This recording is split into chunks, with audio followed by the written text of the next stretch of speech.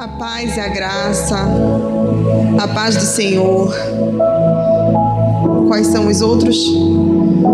A graça e paz, mas na verdade, shalom, o tudo que Jesus ele já conquistou por nós, amém? Porque é isso que nós desejamos, é o tudo. É a graça, é a paz, é o tudo, amém? Agora eu convido você, o louvor tava, né? A gente chega aqui, aí graças ao eterno Deus, ao papai. Eu escuto, toda vez que eu venho aqui, eu escuto assim, tu tá em casa. Aí a gente se sente em casa e se derrama logo, chora, o rímel escorre.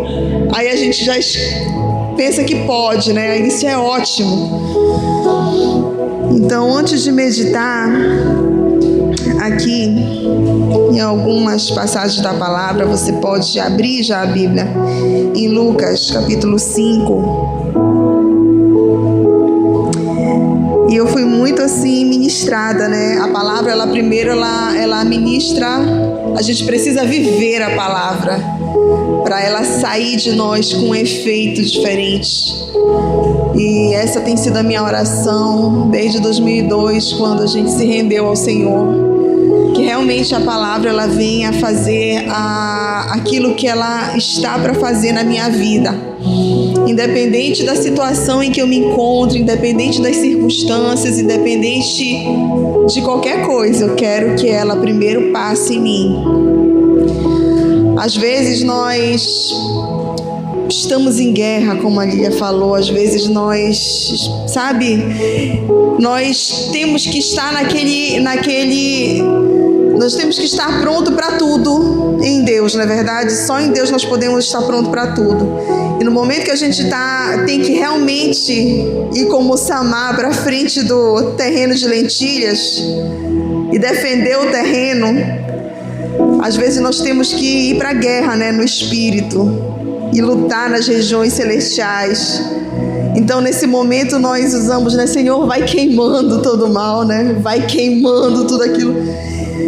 E no decorrer dos anos, eu descobri que esse mesmo fogo que nós falamos, Senhor, vai queimando, para que nós venhamos vencer essas guerras. Esse fogo, ele primeiro passa por nós, sabe? Primeiro fogo, isso é uma chave, tá, amados? Guarde aí com você. É sério isso? Aleluia. Esse fogo, né, que você diz assim, queima, Senhor. O nosso adversário real, aquele que está atacando a minha família, aquele que está atacando o meu irmão. Antes de você ir para essa linha de frente, você vai lá para Mateus 6,6 realmente. Fecha a sua porta e diz, Senhor, queima. Aleluia. Queima, Senhor. Queima toda a palha. Queima, sabe, tudo aquilo que é realmente, que ainda pode ser abalado. Tudo aquilo que ainda está assim meio, sabe, vai, não vai, Senhor. Toda oscilação, queima. Aí quando tu sai de lá, tu vai para a linha de frente, amado. Eu tenho certeza, porque eu creio nisso, que quando você sai para uma guerra, para uma batalha espiritual, o inimigo, ele te olha, ele já tem que bater em retirada. Aleluia! Porque ele sabe exatamente como você está e aonde você está nos lugares celestiais. Nós temos lugares celestiais. Nós estamos em lugares celestiais, quero dizer. Nós estamos assentados em lugares celestiais. A Bíblia diz isso. Agora, como eu e você estamos lá, é que vai fazer a diferença. Guarde uma coisa no seu coração, na sua vida, no seu espírito. Ensine para a sua alma isso. Eu já ensinei para a minha. Que estamos vivendo um tempo em que títulos, aparência não vão fazer tanta diferença, tá? O que vai fazer a diferença é aquilo que você é em Deus e aonde você está no Espírito. Então vai se manifestar no físico aquilo que você vive, aonde os olhos não podem ver, os olhos naturais não estão vendo. Pois é. Então, nessa hora, né? Nessa hora é que realmente vai manifestar quem é quem. Então, o conselho realmente nessa geração, o que mais a gente ouve esses anos, né? É Mateus 6,6, Mateus 6,6, Mateus 6,6. Entra pro teu quarto, fecha a tua porta, né? Fala com o Senhor em secreto Ele vai te responder. E essa palavra, ela fala sobre os dois lugares que nós precisamos estar no Senhor. Que um é Mateus 6,6, que você já conhece, e eu também, e o outro é esse, aqui. Aí antes de você meditar, você diz assim: Senhor, que tudo seja para Ti. Foi o que nós falamos aqui, eu queria falar isso com você. Diga assim: Senhor, que o timbre da minha voz seja para Ti. Fale isso, eu lhe convido isso. Diga assim: Senhor, que a minha postura seja para Ti. Porque você sabia que você prega a palavra de Deus calado. Quando você entra num ambiente, você pode ver que a atmosfera, ela muda. Sabe por quê? Porque tudo é para Ele. Então eu te convido a se unir a mim nessa oração, dizer: Senhor, que tudo realmente aqui seja para Ti. Sabe, que essa roupa que eu vesti seja para Ti. Que o timbre da minha voz seja para Ti, que os gritos sejam para Ti, que toda a postura, que toda a entonação, tudo isso não seja estratégico, mas tudo seja para Ti. E só assim haverá um efeito. Senhor, eu quero entrar na minha casa, eu quero dormir, eu quero acordar, mas que seja para Ti. Eu quero sentar para conversar com meus filhos, mas que seja para Ti. Você quer efeito na sua vida? Efeito, efeito. Nós não podemos mais viver uma vida sem efeito. Ah, não, pastora, mas eu acho que eu vou relaxar. Assim que a gente relaxa, é cumprindo o propósito. Então, a partir de hoje, eu vou conversar com meu marido para Ele. Porque minhas conversas com meu esposo, ela tem que produzir algo na vida do meu esposo.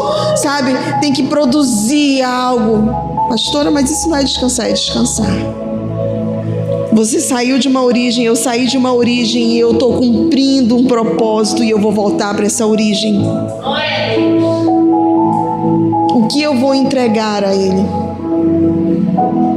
Então tudo o que eu faço tem que ser para Ele. Aleluia. Então você já falou aí: Senhor, que os meus cabelos sejam totalmente cortados, bonitos, hidratados, tudo para Ti, Senhor. Vou na manicure, Senhor, para Ti. Tudo é para Ti. Aleluia.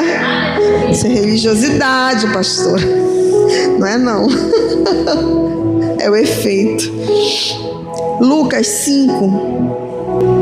Hoje o Espírito Santo está todo, sabe? Eu não sei que fiação é essa aqui, amado. Porque a palavra foi totalmente diferente a semana toda. Glória a Deus. Aí eu sempre prego com relógio aqui, né? Parece que ele... Isso é tudo ele, né? É possível. Lucas 5. Vamos lá, gente. Todo mundo abriu? A partir do versículo 1, vamos meditar. E aconteceu que, apertando a multidão para ouvir a palavra de Deus, estando ele junto ao lago de Genezaré, e viu 2 barcos que estavam junto à praia do lago. E os pescadores, tendo descido deles, estavam lavando suas redes. Quem eram esses pescadores? Quando a gente vai pesquisar esses pescadores aqui, amados, é só Pedro, André, Tiago e João, tá? E entrando, num desses barcos, o qual era de Simão, pediu-lhe que o afastasse um pouco da terra, e assentando-se, ensinava no barco a multidão. E quando acabou de falar, disse a Simão: faze-te ao mar alto e lançai as vossas redes para pescar. E respondendo Simão, disse-lhe: mestre, havendo trabalhado toda a noite, nada apanhamos, mas sobre a tua palavra lançarei a rede. Por favor, repita comigo. Mas. Repita aí, diga assim: mas sobre a tua palavra eu lançarei a rede.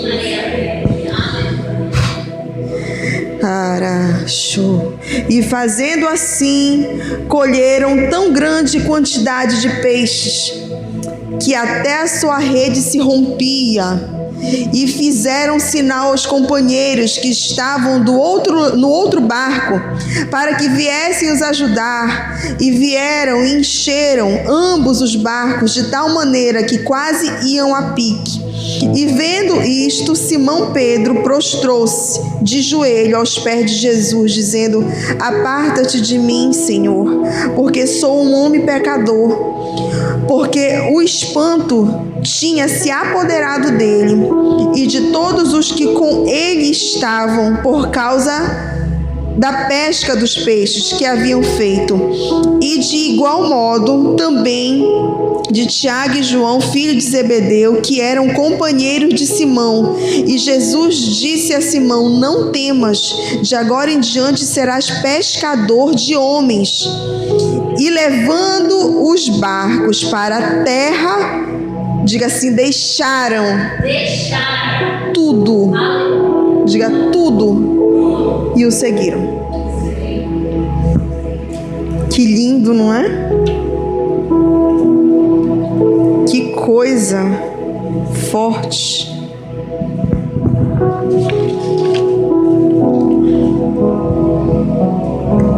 Pode deixar aberta a palavra. Imagine a cena.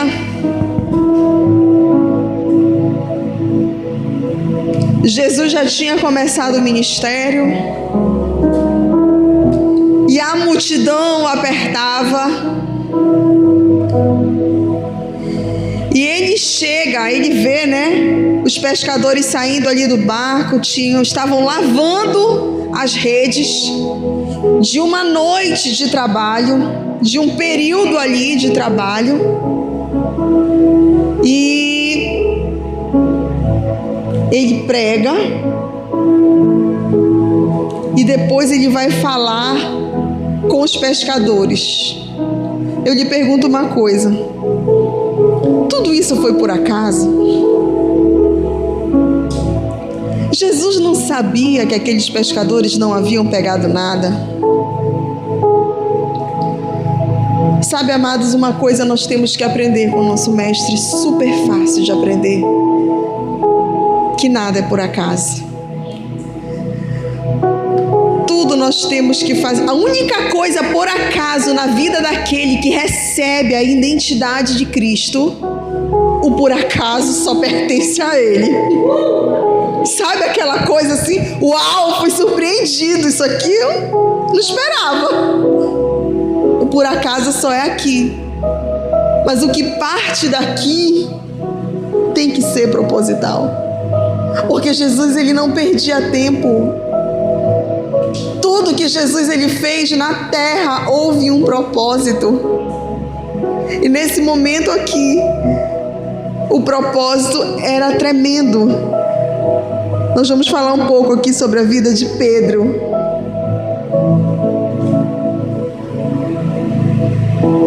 Jesus vem e diz assim: olha, volta para o mar.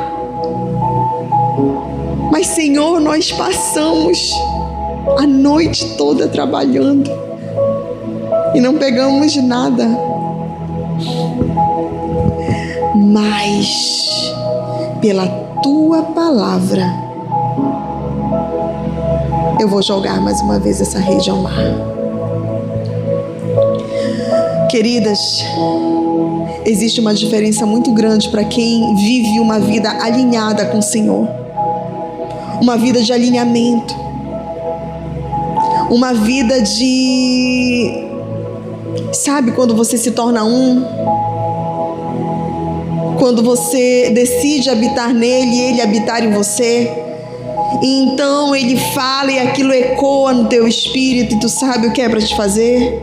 Essa é a nossa verdade, e isso é a sua perfeita vontade para nós, porque o Senhor, ele já pré-estabeleceu, a palavra diz que ele já pré-estabeleceu um caminho para mim, um caminho para você.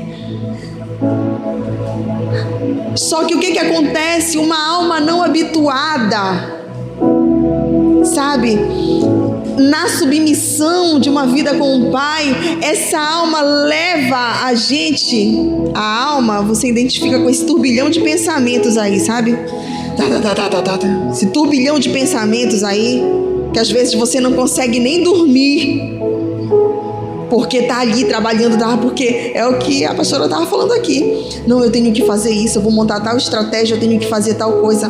Alma, aquieta, ó minha alma, espere em Deus.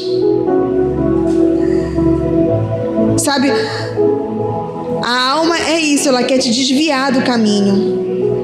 Mas o caminho, ele já está pronto, está aqui. E é o caminho que ele já determinou, é o caminho que ele já fez chover a grama, ele já plantou o zimbro no deserto, ele já fez tudo que tinha para fazer. É o teu caminho. Se você decide por sua própria vontade caminhar num outro caminho, um caminho paralelo, amado, você vai ter que fazer pela sua própria vontade. Você vai ter que comer no suor do teu trabalho. Você vai ter que acordar super cedo. Inútil vos será. Já ouviu esse louvor e essa palavra?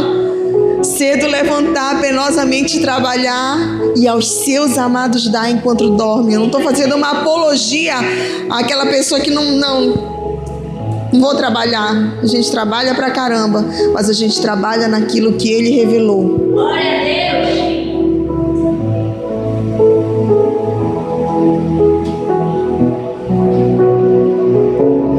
Então, amados, esse caminho aqui ele já está pré-estabelecido. E você só vai conhecer esse caminho se você der ouvidos a ele. Você só dá ouvidos a ele se você buscar ele.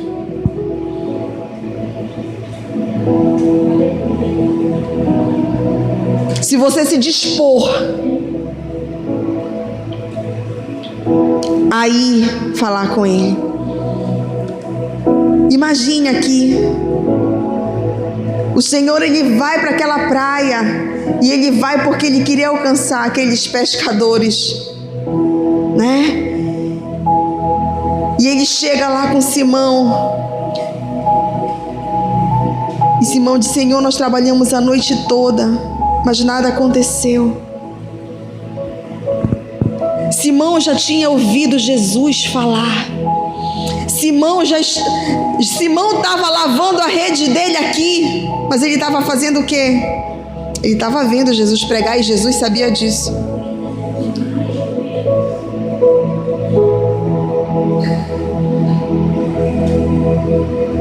Jesus estava, a Bíblia diz aqui que ele já estava operando milagres, e Simão estava vendo tudo isso aqui. E quando Jesus foi falar com Simão Pedro já sabia quem era Jesus. Ele não era qualquer um, ele era o mestre. Ele não disse homem, ele disse mestre. Trabalhamos a noite toda. Depois de tudo que ele viu, ele disse assim: mas pela tua palavra, com tudo que eu vi tu fazendo aqui, eu vou agora. Aleluia. O que é para me fazer, para me voltar para lá, eu volto. É para me entrar no barco, eu entro. O que nós aprendemos aqui? Porque existe um lugar que nós não podemos sair. Se você ainda não entrou, você precisa correr para esse lugar. Esse lugar é o lugar onde você consegue ouvir a voz do Senhor. Como eu falo, é o versículo dessa geração, Mateus 6,6. É o secreto, é onde você busca, é onde você está ali. Mas o Senhor, Ele ecoou algo no meu interior muito forte, que eu aprendi algo novo. Quando você começa a buscar, quando você começa a se separar, quando você começa a realmente identificar tudo o que Ele está fazendo, você começa a entrar num lugar novo, e não é apenas o secreto. É a eternidade na terra. Tem muitas pessoas que estão esperando terminar sua missão aqui para chegar na eternidade.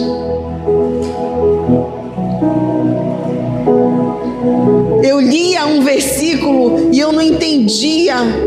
Eu fui para um congresso, aí, sabe assim, quando virou a chave, a pessoa estava pregando uma coisa e o Senhor ecoou aqui: levantai, ó portas, ó vossas cabeças, para que entre o Rei da Glória. Quem é esse, o Rei da Glória? Eu disse: levantai, ó portas, ó vossas cabeças. A porta não tem cabeça, povo. Não é? Para que entre o Rei da Glória.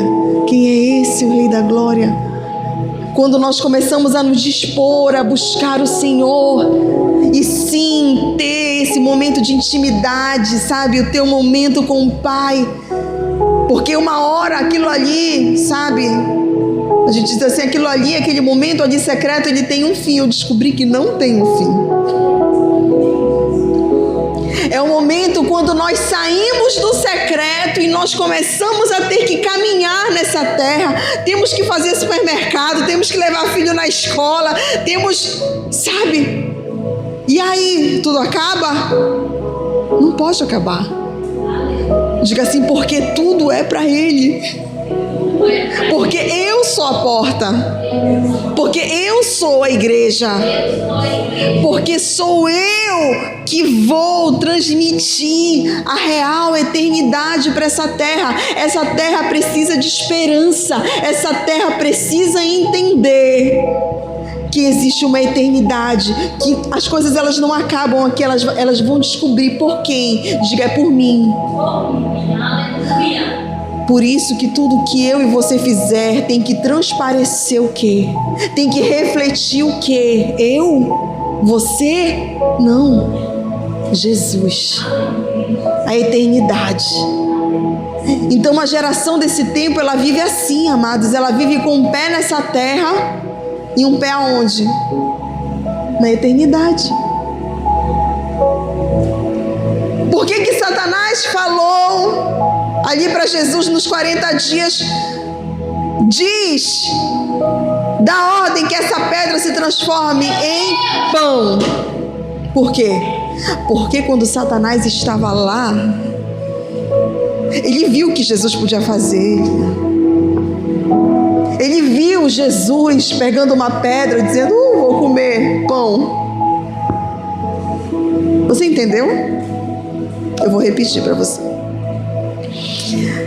Lá nos 40 dias no deserto, teve uma hora que Satanás ele afrontou o Senhor e disse assim, diz então que essa pedra se transforme em pão. Era só uma afronta.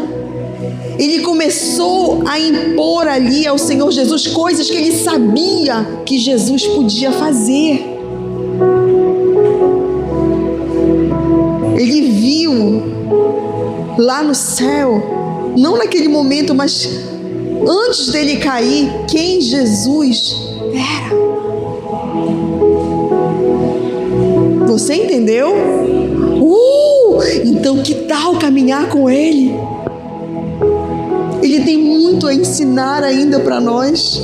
Nem tudo está aqui, mas essas coisas elas só vão ser reveladas para quem caminha com Ele. Por favor, a minha missão nessa noite é fazer você sair daqui e dizer: cara, eu preciso caminhar com Ele. Eu preciso viver com Ele.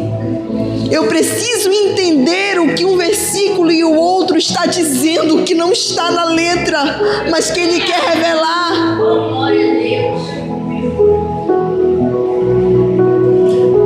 Satanás viu Jesus como Ele é, não como Ele era, porque Ele é. Ele vive. Ele sabia que Jesus pegava uma pedra e transformava em pão. O que é essa situação aí que está te afrontando para o Senhor? Cara, isso não é nada. Diga assim: isso é um treinamento. Isso só é para a glória de Deus. Diga: isso não é para a morte, não. Isso aí é para ficar escrito. Eu estou escrevendo o livro de Atos. Você pode dizer isso? Estou escrevendo o livro de Atos. A continuação está lá, o meu nome está lá.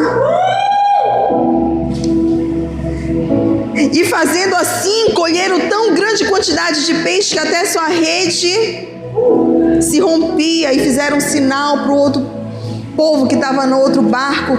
Amados, olha a diferença de você fazer tudo mediante a voz do Senhor.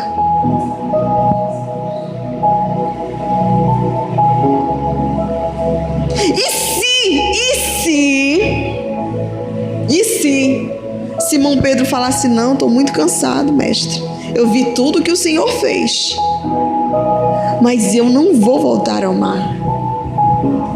Ele não ia viver essa experiência. Por isso eu quero encorajar você a você realmente ir para esse lugar aonde, quando Ele falar, o timbre da sua voz vai ecoar no teu espírito e tu vai dizer: eu vou fazer. Eu vou fazer. Ninguém vai entender, mas eu entendo que o Senhor quer que eu viva algo novo, que eu viva algo diferente. Então eu vou, nem que seja só para te dizer que eu vou obedecer. Isso não é com pesar, não, porque relacionamento é assim. E Pedro foi, e Pedro viveu. Depois Pedro se ajoelha e diz assim: mas Senhor, diante de tudo isso que eu vi, aparta-te de mim, porque eu sou pecador. Sabe, o Senhor, Ele já sabia quem era Simão Pedro. E quem era Pedro? Pedro era esse homem intenso,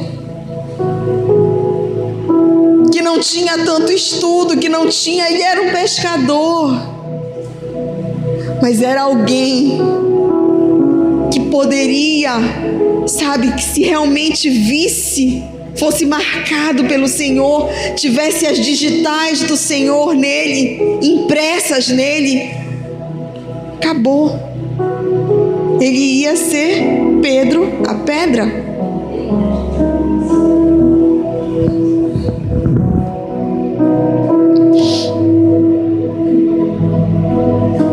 E levando os barcos para a terra, deixaram tudo e o seguiram.